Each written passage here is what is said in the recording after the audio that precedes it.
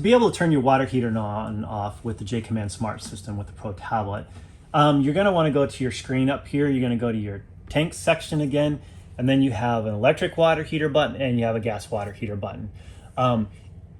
If you want to be able to turn just one on, you can. If you want to use the more efficient setup, you can hit both of them and you can have gas and electric at the same time.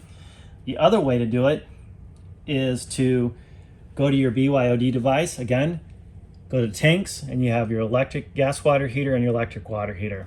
And those are the ways to be able to turn your water heater on and off with the JAYCOMMAND Smart System with the Pro tablet.